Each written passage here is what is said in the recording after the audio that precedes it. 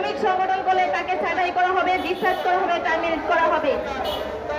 আইনে তো সম্পূর্ণ আছে, ট্রেড ইউনিয়ন করা যাবে, কোনো ফেডারেশনের সাথে যুক্ত হওয়া যাবে, এটাতে কোনো সমস্যা হবে না। এবং আমরা বাংলাদেশে যারা থাকি এবং প্রত্যেকটা রাষ্ট্রে মত প্রকাশের স্বাধীনতা আছে। তাহলে কি আমরা মত প্রকাশের স্বাধীনতা পাইছি? আমার কাছে মনে হয় আমরা এখনো মত প্রকাশের স্বাধীনতা আমরা কখনো কোনোদিনও পাই নাই।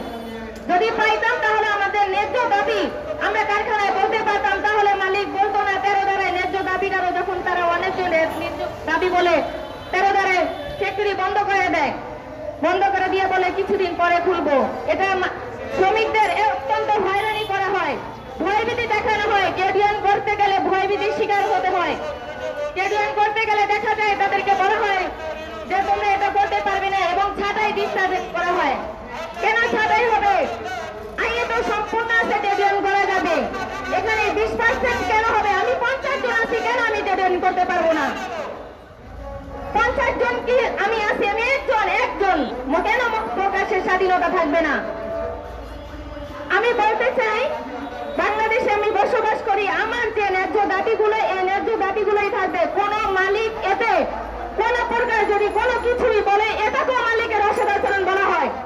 আমি ন্যায্য দাবি তুললে যদি সেটা আমার হয়ে যায় যে মালিক ওইটাকে অসদাচরণ বলে, তবে মালিকেরও অসদাচরণ আছে।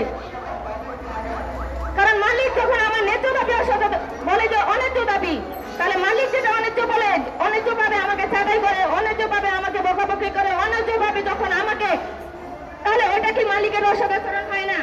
ট্রেড ইউনিয়নের ক্ষেত্রে আমি একটা কথা বলতে চাই, যেটা আমাদের 26 ধারার সবচেয়ে ওই ধারাকে ব্যবহার করে মালিক বলা হয় যে ওইখানে মালিক কোনো কারণ দেখানো ছাড়া, কোনো কারণ লাগবে না, এই জন্য মালিক যে কেউ জন্য যে শ্রমিককে তার ইচ্ছে মতো বের করতে পারবে, এটার জন্য সে কারণ দেখাইতে বাধ্য নাই। ঠিক একইভাবে 195 ধারায় আছে কোন শ্রমিক ট্রেড ইউনিয়ন করতে পারবে, এটার জন্য কোন মালিক পক্ষ থেকে যদি কেউ হুমকি এবং ভয়ভীতি দেখানো হয়, এটার জন্য মালিকের অসদাচরণ আছে। কিন্তু হুমকি ভয়ভীতি এটার চেয়ে বড় কিছু মালিক করে। এমন হয় যে সেই মালিক তার বাসায় যে হুমকি, খুনের হুমকি পর্যন্ত দিয়ে আসে। তাহলে আমার শ্রম আইনে কি হইল? শ্রম আইনে যেটা আছে সেটা কেন নেই?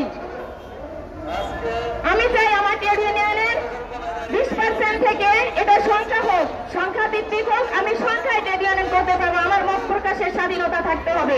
আমি যেখানেই কর্ম পরিবেশ, আমি যেখানেই কর্মে থাকি না কেন, আমার মত প্রকাশের স্বাধীনতা থাকতে হবে। সেই পাশাপাশি বলতে চাই আমাদের যে 18 দফা যে শ্রমিক মালিক যারা উভয় পক্ষের দাবিটা করছে, এটা অনেক জায়গায় এখনো 18 দফা বাস্তবায়ন হয় না। আমি 18 দফা বাস্তবায়নের জন্য দ্রুত সরকার এবং যারা সরকারি কর্মকর্তা আছেন সকলের কাছে অনুরোধ করি। সেখানে আরেকটা জিনিস বলা হয়েছিল, আমাদের যে বেতন, এই বেতনের তারা বৃদ্ধি করবে, এটা এখনো করেনি। আমি বেতন বৃদ্ধির জন্য আহ্বান করি। ধন্যবাদ সকলকে।